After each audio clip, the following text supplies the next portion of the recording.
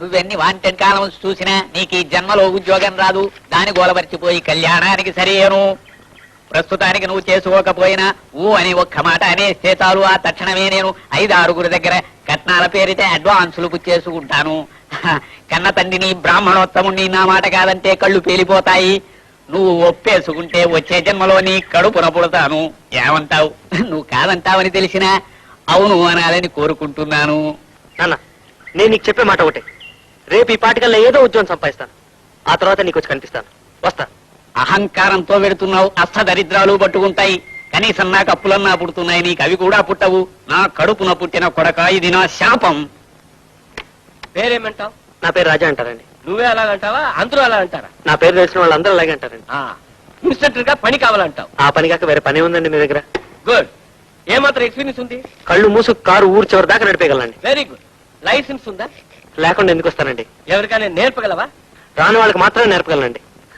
జవాబులు తమాషగా చెప్తావే. మీరు ప్రశ్నలు కూడా భలే తమాషకేస్తారే. Very good mister Raja, I like you. You have been appointed. నెలకి 400 జీతం. యాక్సిడెంట్ కనుక చేస్తే జీతంలో కట్. ఓకే? ఓకే అండి సార్. థ్యాంక్స్ కూడాను. All the best.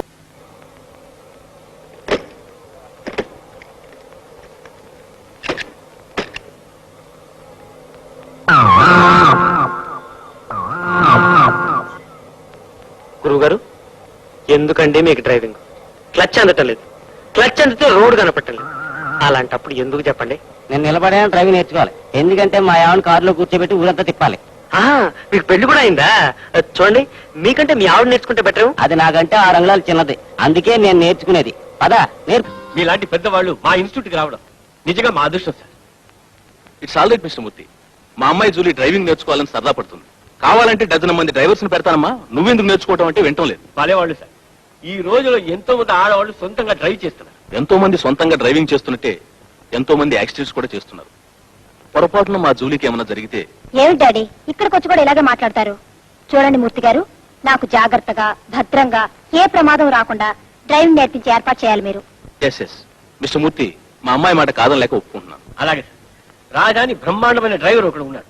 అమ్మాయి గారిని అతని చేతులు ఉంచేసి మీరు హాయిగా ఉండవచ్చు. చూడండి మిస్, డ్రైవింగ్ నేర్చుకునే ముందు ఏ పార్ట్ ఏమిటో తెలుసుకోవాలి. ఇది స్టీరింగ్. కార్ ఏ పక్క పోవాలో ఆ పక్క నేను తిప్పాలి. అది బ్రేక్, అది యాక్సిలేటర్. మనం వెళ్ళాలనుకున్న స్పీడ్ని బట్టి దాన్ని తొక్కాలి. ఇది హార్న్. అరే ఇదేంటండి ఈ హార్న్ లో సంగీతం వస్తుంది? ఈ కార్ అంతకు ముందు మ్యూజిక్ డైరెక్టర్ చక్రవర్తి గారి దగ్గర ఉండేది. దాంతో దీనికి కూడా సంగీతం వంట పట్టి ఇలా మోగుతూ ఉంటుంది.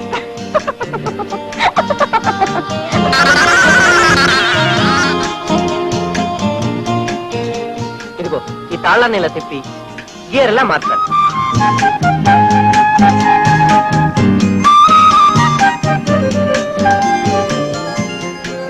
ఏంటి చెప్పబోయి మానేశారు? అబ్బే ఏం లేదండి. అవును, ఇందాకటి నుంచి చూస్తున్నాను మాటి మాటికి లోపల దాచుకుంటున్నారు. ఏమిటా తాడు? చూసేసారా? దీన్ని జంజం అంటారు. అది వేసుకోవడం ఎందుకు? బ్రాహ్మణులు అడుగైతే దీన్ని వేసుకుంటారు. అది బయటికి కనిపిస్తే కంగారుగా లోపల దాచేసుకుంటున్నారు. బ్రాహ్మణులని చెప్పుకోవడానికి భయమా? భయం కాదనుకోండి, కొన్ని సిగ్గా? కాస్త అలాంటిదే అనుకోండి. చూడండి, ఎవరో చూస్తారని ఏదో అనుకుంటారని మన కులాన్ని మన మతాన్ని రహస్యంగా ఉంచడం పిరికితనం అనిపించుకుంటుంది. నా మెళ్ళ క్రాస్ చూడండి. ఇది నేను క్రిస్టియన్ అని తెలియజేస్తుందని లోపల దాచేయటం పొరపాటు.